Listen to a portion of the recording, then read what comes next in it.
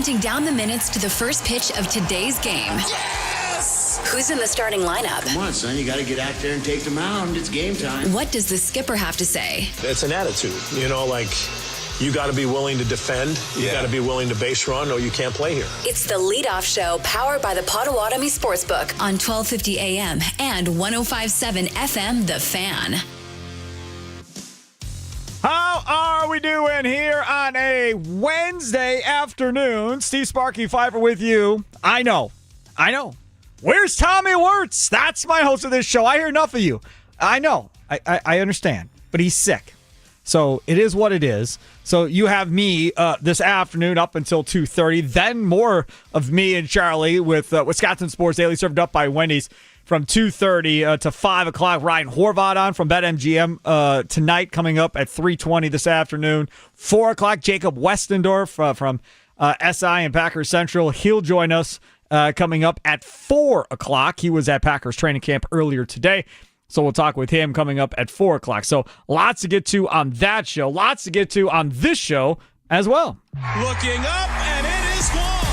It's almost time for the first pitch. Let's see who's in today's starting lineups. It's the leadoff show powered by the Potawatomi Sportsbook on 1250 AM and 105.7 FM, The Fan.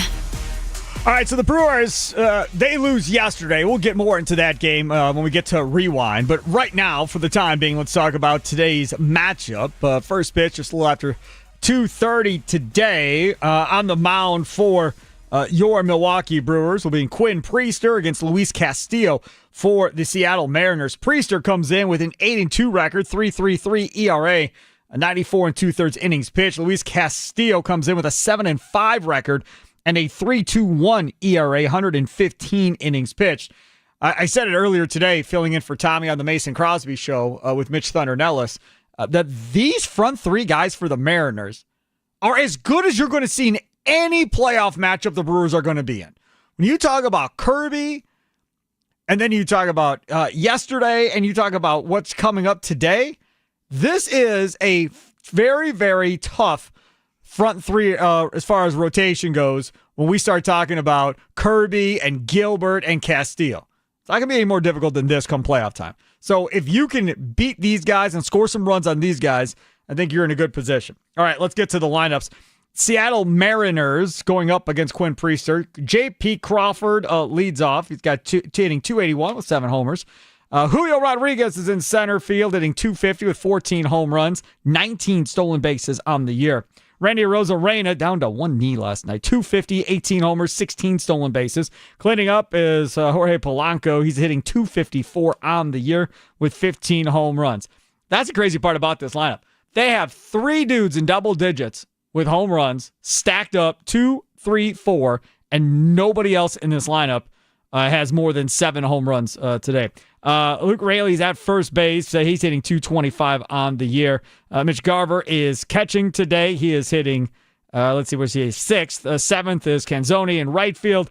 8th is Williamson at third base. And 9th and playing second base, a pretty good defender, Cole Young is at second base. So it's leading off again for the Mariners. Crawford, Rodriguez, Arozarena, Polanco, Raley, Garver, Canzoni, Williamson, and Young for your Milwaukee Brewers, who have 2 double-digit home run guys in their lineup. The Mariners have 3. The Brewers only have 2 guys with double-digit home runs at this point of the year. Bryce Terang leads things off for the Brew Crew, 275, 18 stolen bases, 6 homers. William Contreras catching and batting second, 242, 6 homers, 5 stolen bases.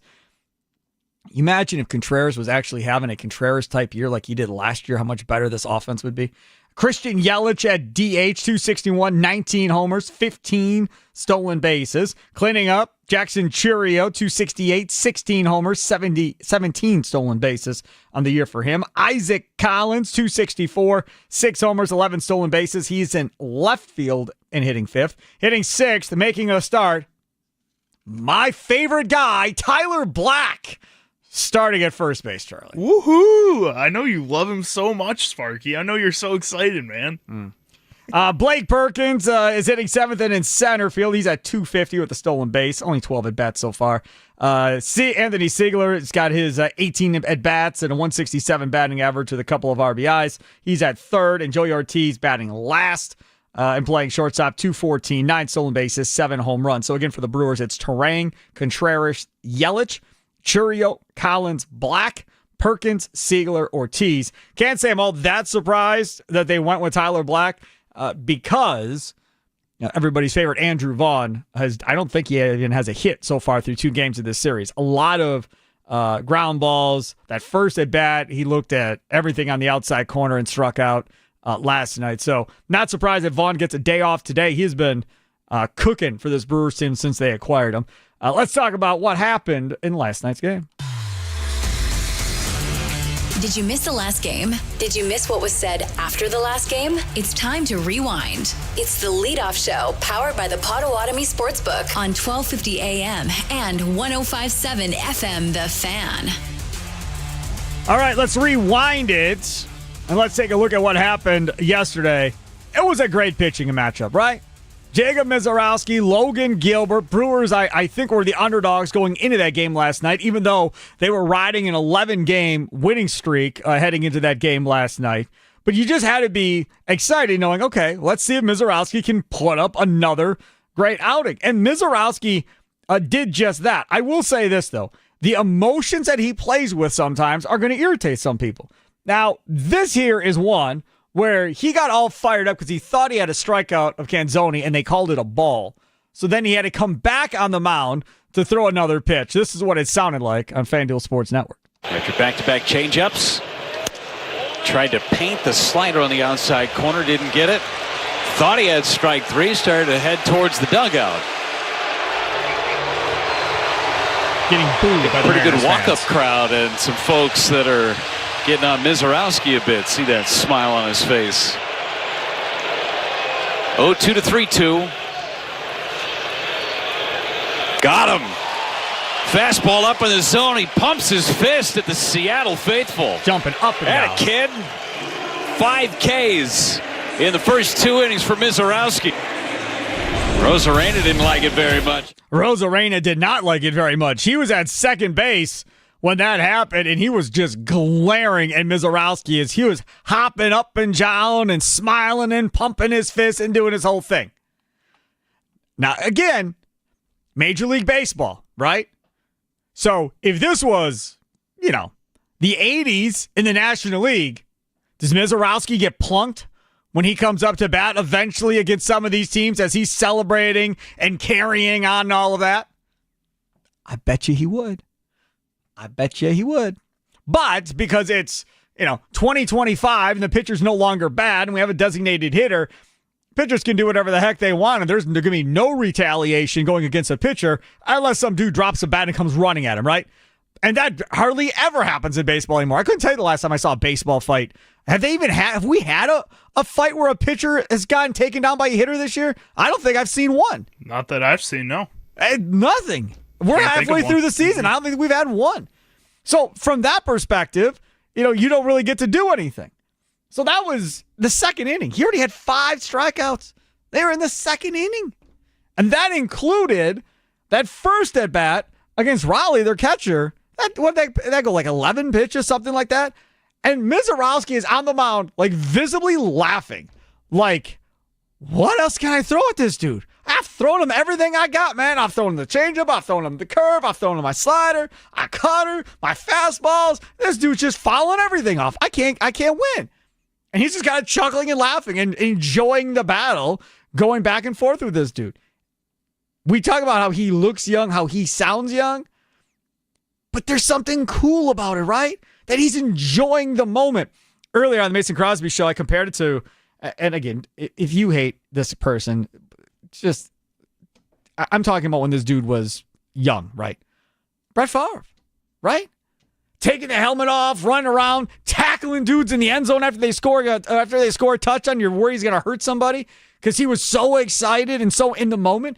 That is exactly what we have here with Jacob Mizorowski with this Brewers team. I absolutely love it, without a shadow of a doubt. Now, Mizorowski, gets another chance at Arozarena, who got on the previous time. And remember, the stare down from Arozarena to Mizorowski as he was walking off. Check this out.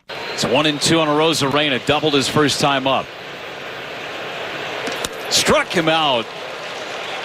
There's 100, and Arozarena down on strikes. And went down to a knee, too. Mizorowski is the king of the North. Yeah, after kind of staring him down last inning, he has to bend the knee on that one, 100 up and away. And you can just see this fastball just take off. Take off. And the great thing about that, and again, FanDuel Sports Network, I got Tim Diller there. The great thing about that one was he swung, he missed, he went down to a knee, and what did Arozarena do? Smiled. Ear to ear, big smile like, damn, you got me. Nothing I could do about that one.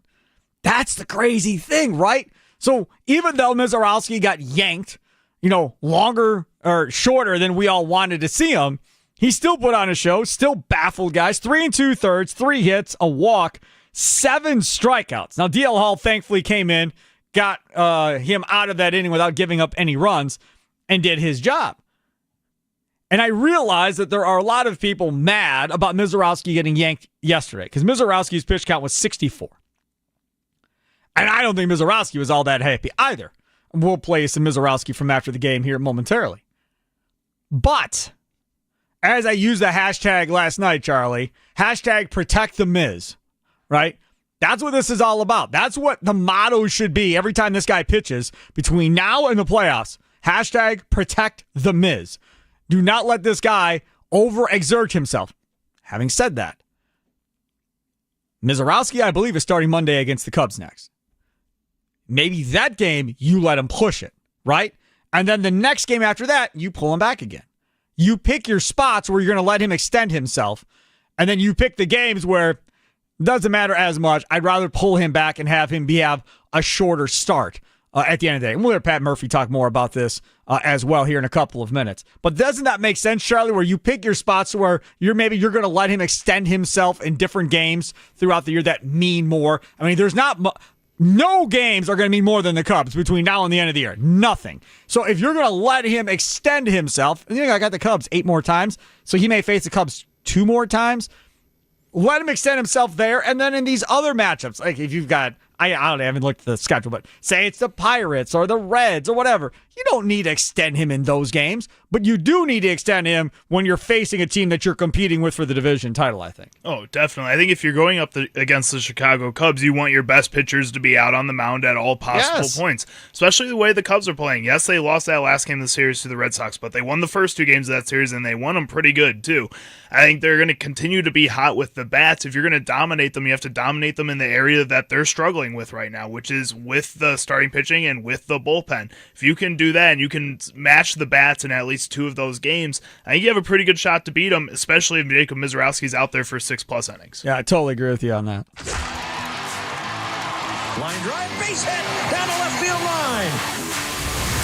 Let's see what the skipper has to say heading into today's game. Let's head to the Coach's Corner. It's the leadoff show powered by the Potawatomi Sportsbook on 1250 AM and 105.7 FM. The Fan. All right, let's hear from Pat Murphy after last night's game, getting ready for today's game after a 1-0 loss. The only home run, the Cal Raleigh home run last night. Nothing else. Brewers had a couple opportunities there with a couple runners on base late in the game. Just couldn't come up with that big hit when they needed it. Here is Pat Murphy after the game. You can't give him that big of a rest and then let him go out there and have his normal start. You got to build up to it a little bit. So we thought somewhere between 55 and 65 pitches and no more than 4 ups and a good way to get him back into it. And, it was fine.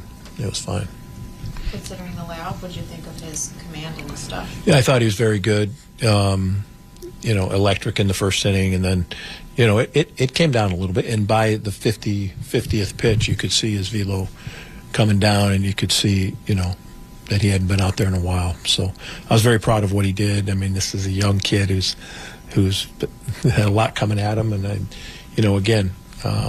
didn't give up anything, and really, I felt like did a really nice job. They put together a handful handful of longer at bats against him tonight than maybe some other guys have. How do you think he handled that? I did. I mean, I think he's turning into a major league pitcher, and he's having to go through that, realizing, hey, these guys got great experience. Raleigh's got one of the best hitters in the game right now, and this team over there is loaded, and they're very formidable, and I think it's great for Miz to see, like, wow, I can't just blow everybody away. I gotta pitch a little bit. So. Do you like the emotion coming off the mound there after that Canzoni at bat? Miz, where he kind of balled and he had to go back, struck him out, and all the fist pumps and everything.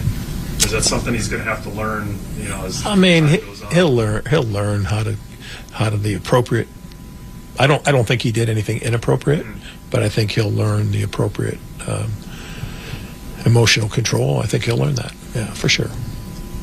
But in a case like this, where he's in on this, that he knows it's going to be a shorter. Yeah. How does a kid not let that affect what he does? Well, I mean, a lot would. A lot of people would probably be affected by that. But the kid knows we've got his best interest in mind, and we're not going to overexpose him or put him in any. We're going to try to do everything we can to keep him away from, any situations that could lead to overuse or could lead to, putting him in danger of exposing himself or getting hurt. So, yeah, I think it went just like we wanted it to, and I thought DL came in and did a good job, and we gave up a home run to the best home run hitter in the game. He hit a decent pitch. It wasn't like we threw him a cookie. He hit a decent pitch. And credit goes to him. Hats off to the Mariners, the way the kid pitched tonight, the big kid, and the way their bullpen pitched. And hats off to Raleigh for coming up big at a big time. Yeah. There is Pat Murphy last night after the game, courtesy of FanDuel Sports Network, talking about Jacob Mizorowski. The emotional thing, jumping up and down like we talked about earlier. If I'm Pat Murphy, I'll say nothing. Dude, you be you. Like, whatever. You're going to figure this out. If somebody, starts running their mouth or charges the mound or whatever, you'll figure out that it's not right.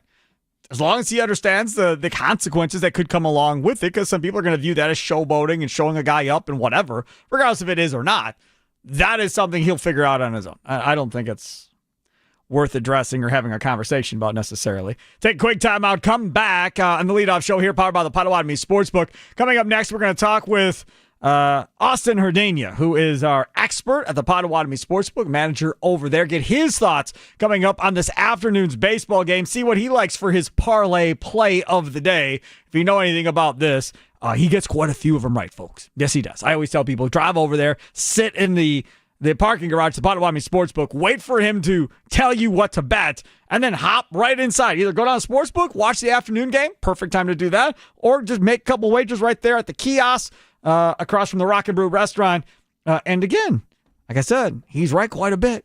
May want to just roll with it. So we'll find out what Austin Herdania thinks on today's game. Coming up next, leadoff show, powered by the Potawatomi Sportsbook, as we broadcast live from the 1250 AM and 105.7 FM The Fan Studios, streaming on the Odyssey app and on YouTube. That's right, we're on YouTube, baby. Like, subscribe, all that fun stuff at The Fan Milwaukee. Use the @ symbol at The Fan Milwaukee. All the local shows. Pack-A-Day Radio, 8 to 9. Mason Crosby Show with Mitch Thunder and Ellis, brought to you by Verizon, 9 to 11. Wisconsin Sports Daily, every day served up by Wendy's from 2 to 5. This show, the leadoff show, and of course, Wisconsin Sports Weekend on Saturday mornings from 9 to 11.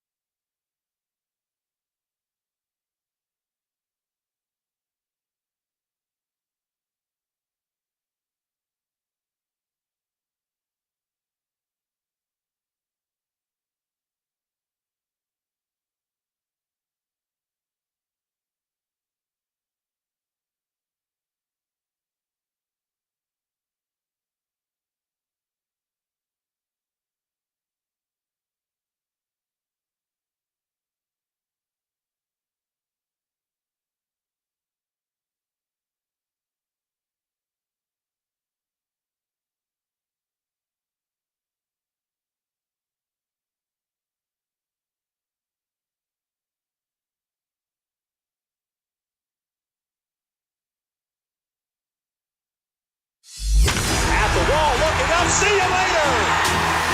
Let's get the latest on today's odds for the game. What's the best way to go? Let's check in with our expert from the Potawatomi Sportsbook to find out. It's the Leadoff Show, powered by the Potawatomi Sportsbook on 1250 AM and 1057 FM. The Fan. All right, welcome back. See Sparky Fifer with you. Charlie Usen producing today's show. Tommy Wirtz is out sick. We're hoping to have him back tomorrow. That's at least the goal. Got to have Tommy Wirtz here, right? Got to have a full lineup. Because if not, that means extra work for everybody else in the building if there's no Tommy Wirtz. Because he really is kind of like the engine that makes kind of like everything go, as is Charlie Usen. Both of those guys. If they're both out sick on a day, we may just shut it down. Just have satellite radio all day. You and Mitch got it. Wee. You, me, and who? You and Mitch. You Nellis? guys are the guys that are around. Yeah. You think Dallas knows how to do anything over there? Get out of here. He can figure it out. I believe in him. It would be me having everything, having to post everything, and do everything over on that side. And I'm still trying to figure out the video part of it myself. So anyways, so Brewers, Mariners coming up today. Game 3 rubber match. See the Brewers can win this series out in Seattle, and then it's home against the Marlins for the weekend. Luis Castillo on the mound for the Mariners. Quinn Priester on the mound for the Brewers. What does our guy Austin Herdina from Potawatomi Sportsbook think of that? He joins us now on the Fangas Hotline, brought to you by Gruber Law. What is going on, Mr. Herdina? Good afternoon, Sparky. How you guys doing? Doing good, hanging in there. Thoughts on yesterday's game? I would assume there couldn't be that much of a surprise that ended up being a low-scoring game, considering it was Gilbert against Mizorowski. Yeah, I mean, great pitching performances all around, just the entire game. I was a little surprised that Mizorowski didn't stretch out a little longer through just 60 pitches. But overall, I mean, obviously the Brewers bullpen did a great job. They only allowed 1 run. But we just got to get more offense. You know, you can't expect to win games when you're not scoring any runs. I was saying it earlier. These front 3 guys that they're facing with Kirby, Gilbert, and Castillo is as good as any front 3 you're going to see in the playoffs if you're the Brewers at this point. These 3 dudes can pitch, man. They are really good, and it is a challenge for the offense. I mean, Kirby had a no-hitter going until, the 6th inning in Game 1 when they exploded for 4 runs on him. They were never able to necessarily get to Gilbert in the same way, but it's not going to be a cakewalk against Luis Castillo today either. No, absolutely not. I mean, Castillo is a great pitcher, and like you said, if we're going into the playoffs, we're going to be facing the best of the best for pitching. And you look at the other teams that are looking like a playoff team, and we're going to be facing some tough guys. So yeah, we got to win. We got to find ways to score some runs and win these games when we're facing these ace pitchers. All right, let's get to it. Everybody's anxiously waiting in the parking garage at the Potawatomi Hotel and Casino for you to pick your parlay so they can run in and make their bets. I don't want to have them holding on longer than need be. So what do you like for today? All right, so my favorite bet today is no runs in the first inning. And that is something 9 games in a row, and 9 Brewer games in a row. There's been no run in the first inning. How many of those have you bet that way? How much have you cashed? Like 6 straight games, 7 straight games? How far have you been along on this? When did you get on the bandwagon? I've been on it a few times here in this 9-game stretch. We got plenty of bettors too that have been following along and doing that. Nice. It's becoming a popular bet with our bettors, where they like to bet on no run or yes run in the first inning, something that you can bet and win or lose within the next 10-15 minutes. It's a fun bet. So how much is that? What are we like? Is that like pay one get one? So I bet 5, I get 10 if I'm right. Is that what that is? Generally, in a lot of the games, it's pretty close to equal on both sides. Today, just with the pitching, the good pitching, it's a little higher. I think it's minus 143 right now on the under.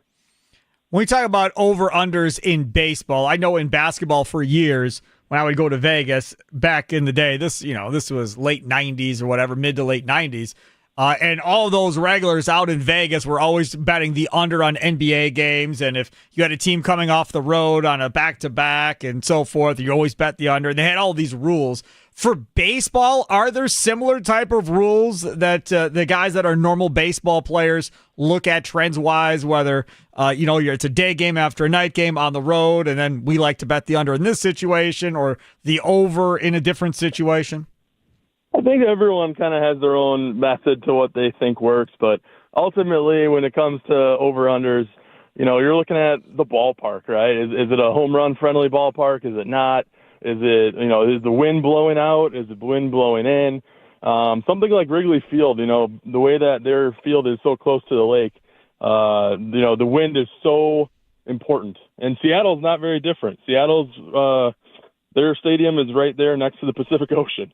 So, it depends on the weather, right? So, unders and overs, you got to look into weather. You don't really have to do that much with, some of those, like Brewer games, you don't really look at the weather much because if the weather's bad, they're just closing the roof. So how local do you get to be as far as what you take bets on? I'm asking this for a specific reason. Friday is that seniors home run derby that they've got going on over there at American Family Field after the Brewers-Marlins game. Are you able to have odds up on who's going to win that deal where you're only going to get that bet at Potawatomi? Unfortunately not. That's not something that, we're offering bets on.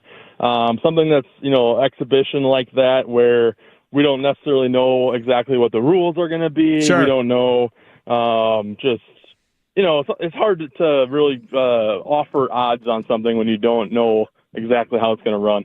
Totally. Yeah, that makes sense. I get that. One last thing for you. You guys are carrying SummerSlam, right?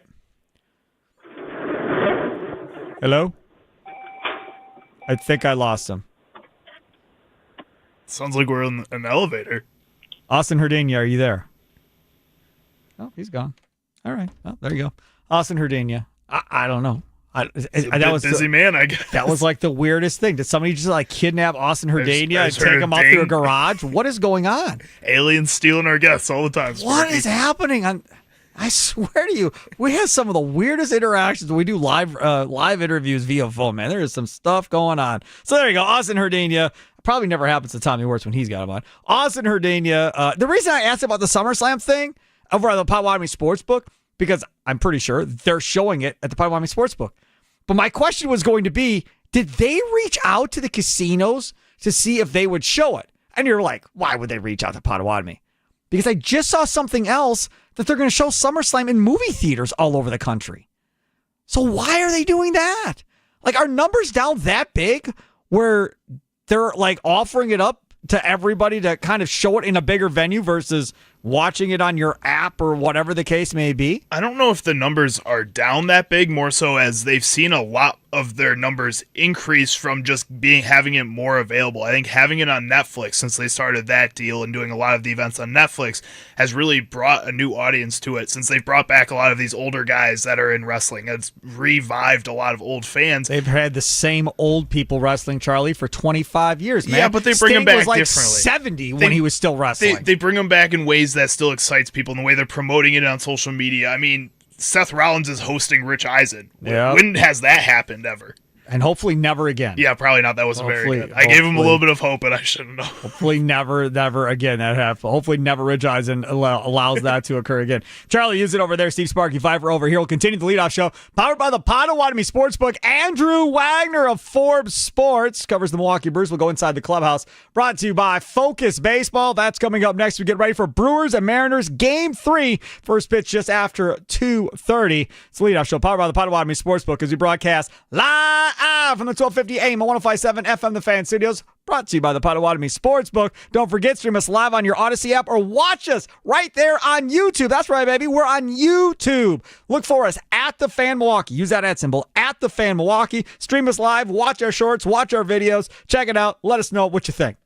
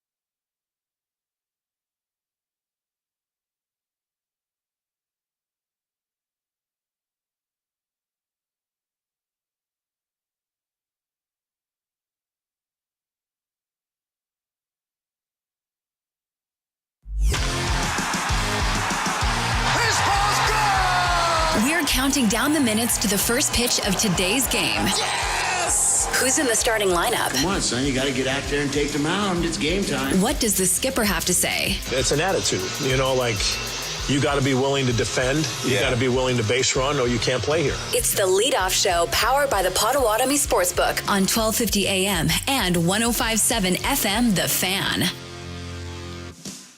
All right, let's get to it. About a half hour right now from first pitch. Wisconsin Sports Daily, served up by Wendy's. We'll get underway here just a little after 2:30. See Sparky Fifer filling in for Tommy Wirtz. He is out sick today. Charlie Usen producing today's show as always. And we got to make sure before we get to Andrew Wagner to get you updated on who's playing today. Looking up, and it is gone. It's almost time for the first pitch. Let's see who's in today's starting lineups. It's the leadoff show powered by the Potawatomi Sportsbook on 1250 AM and 105.7 FM, The Fan.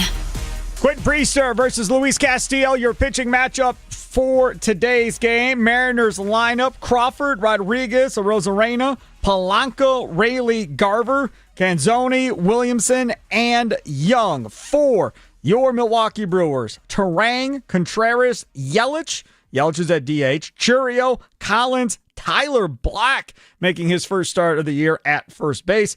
Blake Perkins, Siegler, and Ortiz. So again, it's Terang, Contreras, Yelich, Churio, Collins, Black, Perkins, Siegler, and of course, the one and only Joey Ortiz. Now, let's get to our guy. What's the latest on the crew?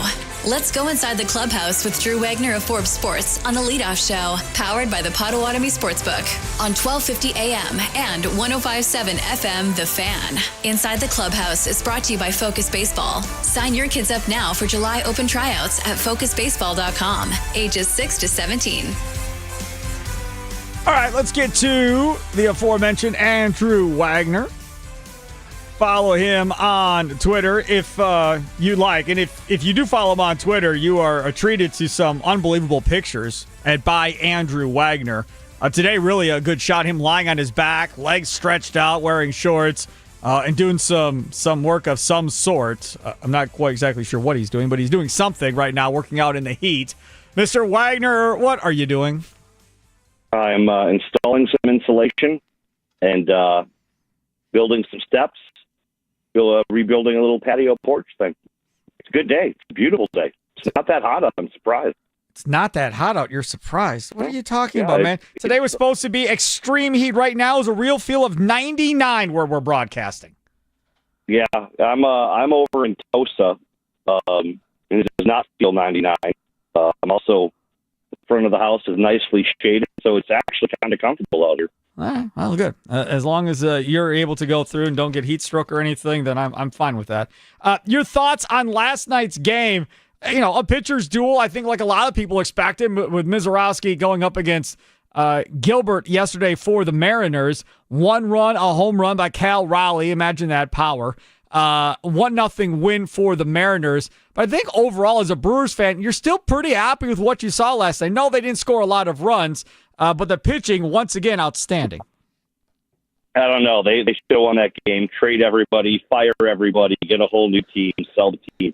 That's kind of what I was expecting to hear this morning. No, I mean, that was a good baseball game last night. 1 run, 1 home run, and it comes off the bat of probably the best power hitter in the game right now.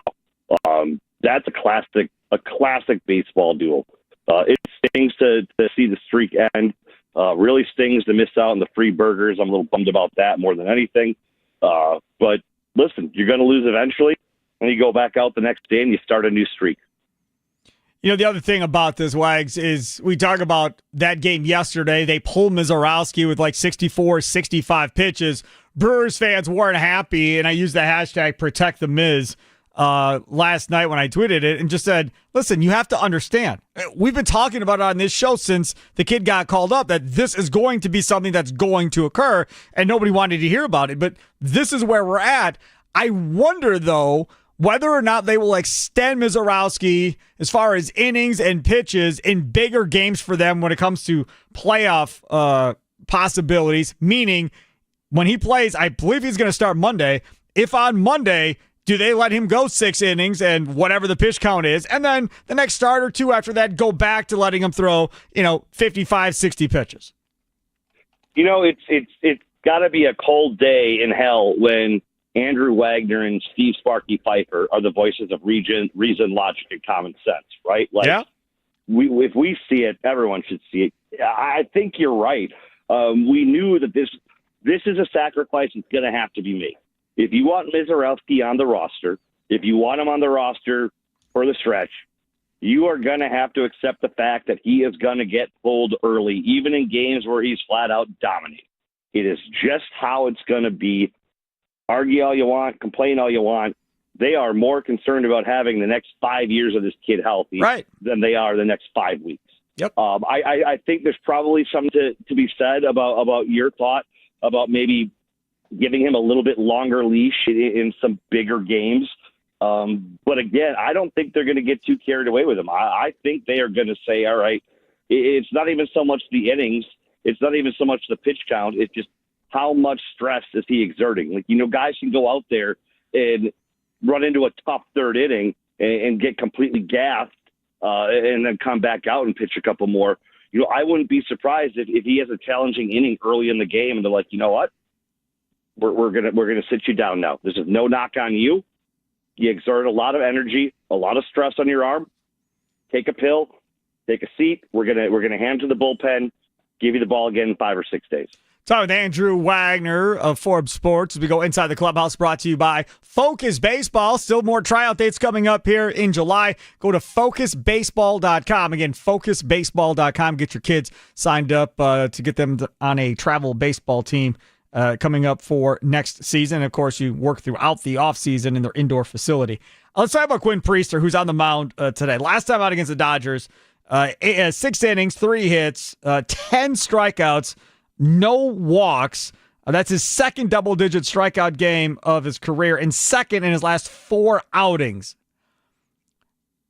I thought, wrongly apparently, that Priester might be that guy that was going to get a lot of ground balls, probably wasn't going to strike out a ton of guys, but that seemingly has changed a little bit here in the last handful of starts.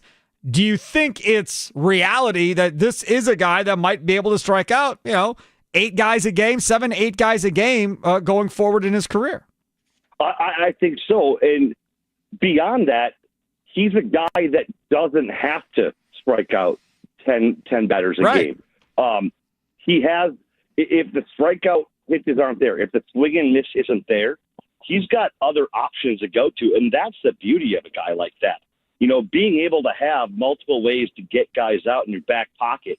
If one pitch isn't working, all right, you're not going to get the swing and miss. You're not going to get the strikeout totals. What are you going to do? You're going to rely heavily on other stuff and have them put the ball on the ground, let your defense chew it up, that kind of stuff. And on days when certain pitches are working, when the off-speed stuff, when the breaking stuff is working, you rely on that and you rack out the strikeouts. That's the beauty of a really talented young pitcher, is when you have the ability to do it, but you don't have to do it to be successful. This on-base streak for Christian Yelich is at, I think, 28 games, something like that. He's hitting .330 over that on-base streak, what he's put together here. It appears, and I don't want to get ahead of myself here, but we are coming up to the end of July.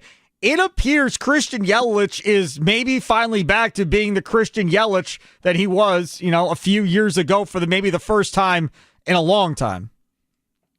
Yeah, it's hard to say, because what he did at the end of 2018 and beginning of 2019 was just so otherworldly.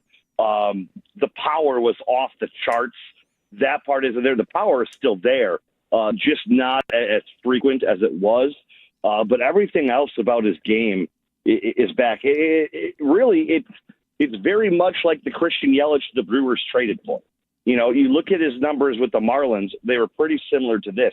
He comes back to Milwaukee, hits 40 home runs. Completely different story, but this is the player the Brewers traded for in 2018, and maybe a little bit better. And couldn't come at a better time, really.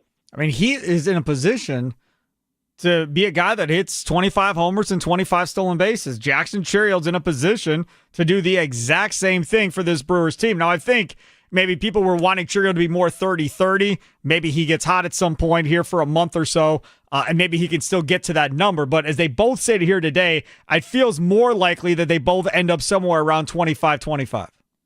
Yeah, I think so. And listen, I still think Jackson Chourio just has a ridiculous tear in him at some point. Yep. I mean, the guy is so good. We've seen it before. You know, he'll have a 10-game stretch where he's absolutely hitting the cover off the ball, especially as this offense continues to stay productive and starts to heat up and starts to get better. Guys are going to get pitched differently. Churio's going to get pitched differently. I think the power surge is coming in. I don't think 30-30 is too far-fetched, but it's still, having two 25-25 guys ain't too shabby. Andrew Wagner joins us at Forbes Sports, covers the Milwaukee Brewers, and, of course, our Inside the Clubhouse segment brought to you by Focus Baseball. Check them out for their tryouts today, focusbaseball.com. They've never seen a manager win Manager of the Year, had the Brewers, until Pat Murphy did it last year. I watch MLB Network a bunch. I feel like there is a growing trend towards all these people on TV talking about Pat Murphy possibly winning it in back-to-back years, Wags. I would love it, just because there's a guy 90 miles away that's making $8 million a year. Yep. That's going to just be fuming over it. And I'm petty. I am childish and petty, and I would just like to see Craig Counsell just get smoked in September and lose out on Manager of the Year for the second straight year. Yeah, it would absolutely be something if that's how this all goes. Because, again, the trader, I mean, on paper, if you look at what that offense is and everything else, he's got the more talented offense. I don't think there's any question about that. Pitching-wise, maybe not as much, but he definitely has the more talented offense at this point, and you would assume the Cubs will make a move or two at the deadline to put themselves in an even better position. The Brewers, God only knows what the heck the Brewers are going to do at the deadline. We'll just have to wait and see on that one. Well, enjoy your off day tomorrow, Wags, and back at it on Friday. And that's one of those weird 3-something starts in the afternoon against the Marlins, and then the senior home run derby with all these returning alumni guys after the game between the Brewers and the Marlins. I am looking forward to seeing that. Did you just call those guys senior citizens? I said seniors. You want to call them senior citizens? Whatever. No. They're not playing anymore, are they? They're younger than us. So what? What does that have to do with anything? You guys are senior citizens. Whatever. I'm just telling you, if you're going to do a throwback game or something like that, then this is what you're seeing here. Seniors. Guys, I wouldn't be surprised if these guys did some type of seniors game next year instead of the home run derby. I'm putting my money on Yo in this home run derby. I think the guy's going to come out and rake. Gallardo, get out of here. I would watch him in batting practice, and that guy absolutely crushed balls. The heat's getting to your head. It's okay, though. Just go grab some water. Okay, buddy. He hit you with the buddy. Buddy. Oh my goodness! I asked Potawatomi if they had bets going on the home run derby, but they're not taking bets on the home run derby. I was wondering about that. I would go down and lay some wood. Yeah, I would have. I would have too. Yeah, no question. Follow him on Twitter at @Andrew for all of his work pictures. Man, you're telling me you tweet pictures out of those legs and those shorts and all that, all those muscles rippling, and girls ain't just tweeting at you nonstop? I'm very unlovable, Sparky. That's just not true. That's not true at all. All right. Enjoy the rest of your day. Bye. See you. There he is. Andrew Wagner. Always something. Always entertaining and something. Charlie using with our guy Andrew Wagner. He's a character for sure. Yes. And he's right. You guys are senior citizens compared to those players, yes. Yes. Even. Yeah. Fine. But that still doesn't matter that they're all retired and out of baseball. So by the 20-something-year-olds, oh, man, I remember watching you, Braun, when I was growing up. Prince, I remember watching you. In fact, I just saw your kid in spring training, Jaden. Yeah, man, nice kid, blah, blah, blah, blah. He's only a little bit younger than I am, yeah. I'm just telling you, hey, man, it might suck to be called a senior. I mean, I'm fine with it because I got enough gray hair to classify myself as a senior.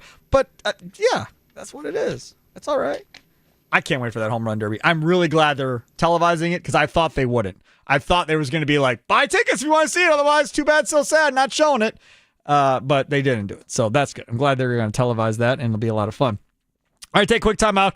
Come back on the other side. We'll give you lineups one more time. It's Quinn Priester versus Luis Castillo. We've got to build a winner with the Ironworkers. Look down on the minor leagues, what's going on. Carolina Mudcats played earlier today. Crunchy Kevin Holden, formerly of CBS 58, was at the game tweeting pictures at us here at the Fan from the game. So we'll do that. And we'll also give you keys to the game as well and eye up the enemy. All straight ahead on the leadoff show, powered by the Potawatomi Sportsbook. Steve Sparky Fifer in for Tommy Wirtz as we broadcast live from the 1250 AM at 105.7 FM The Fan Studios, powered by the Potawatomi Sportsbook. Time now for your fan weather forecast. And right now, as I told you before, it's hot. 88 degrees with a real feel of 99. Heat advisory in effect until 8 o'clock tonight. Clear skies, though. Doesn't look like there's any rain in the forecast. Low of 77.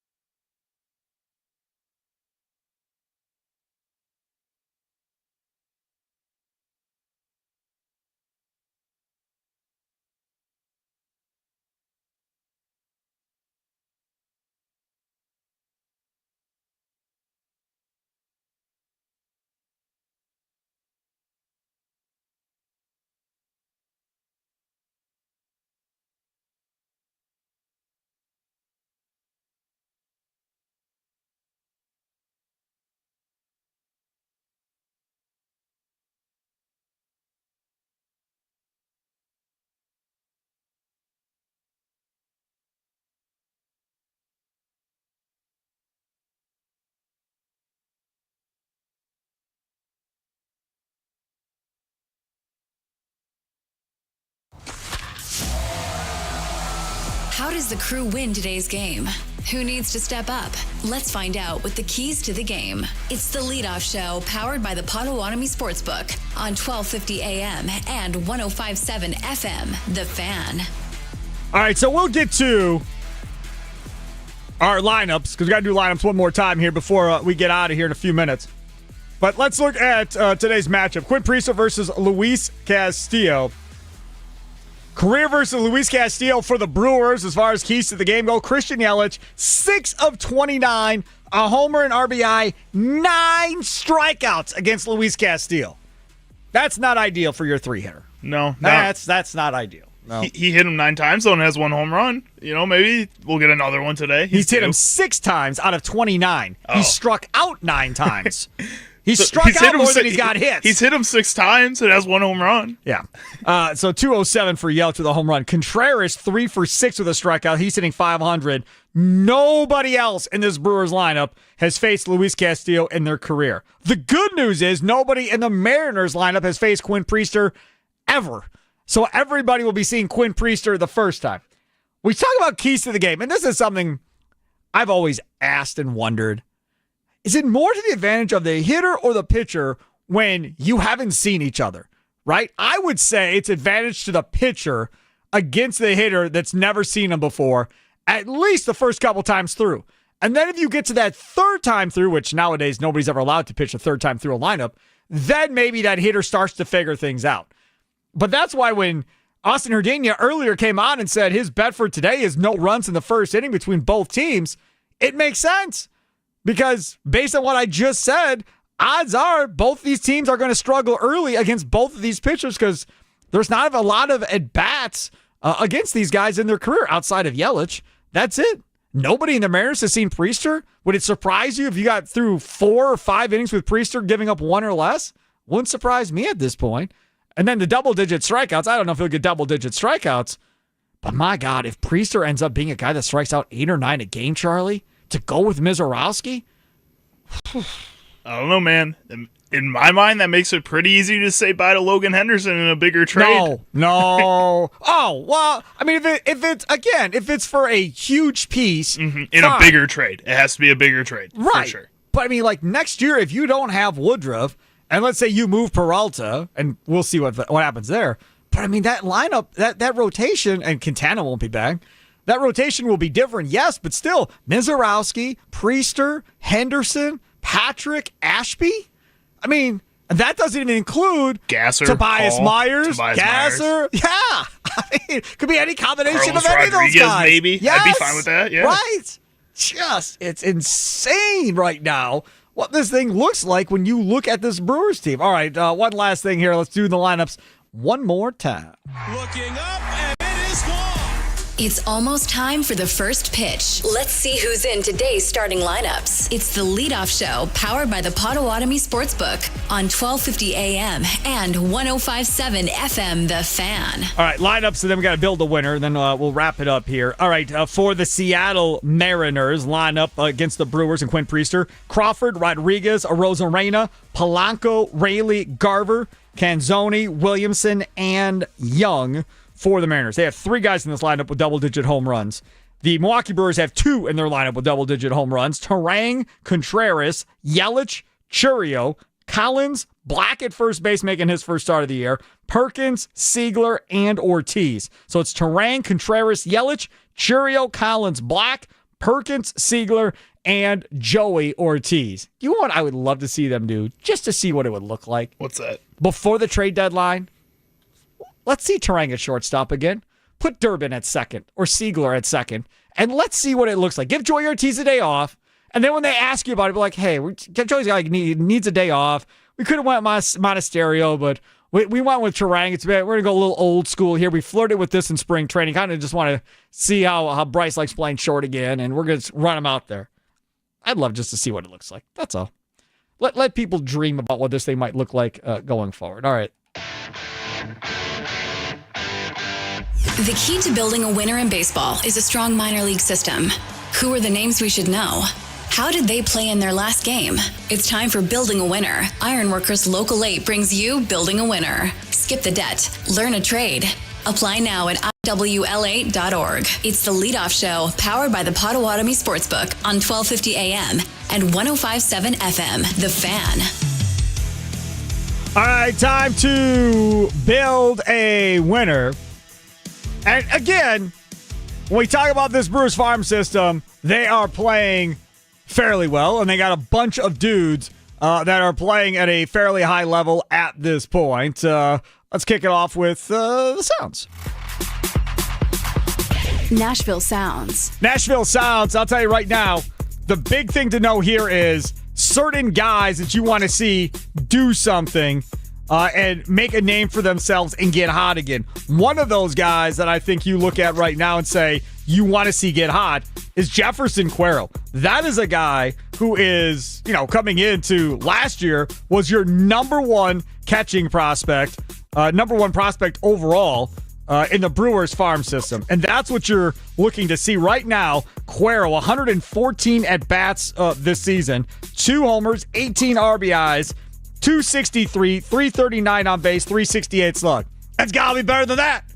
You got to do better than that, man. Like, that ain't going to do it, because the thought is that once William Contreras is done, Jefferson Cuero then becomes that next guy. That is what you're looking for. And so far, he has not lived up to the billing. It's early. No, it's really not. The season's almost over. But Cuero was out majority of the season rehabbing from injury. So not as many at-bats as everybody else, but need to see more from Jefferson Cuero.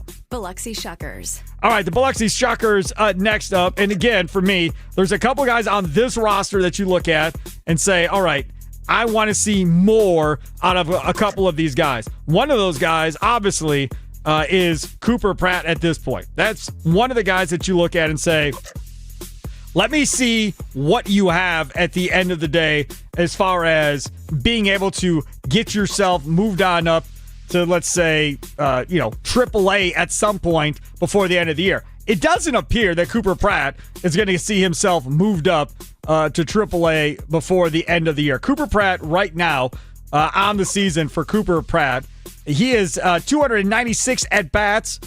He has 5 home runs on the year, 240, 338 on base, 351 slugging. That's not good. And this is another one of the top prospects for the Brewers that you're waiting on seeing how they're going to turn out. So need to see more out of Cooper Pratt. Wisconsin Timber Rattlers. The Wisconsin Timber Rattlers, another organization that you look at, and this one is even closer to home with them being, an hour away in Appleton.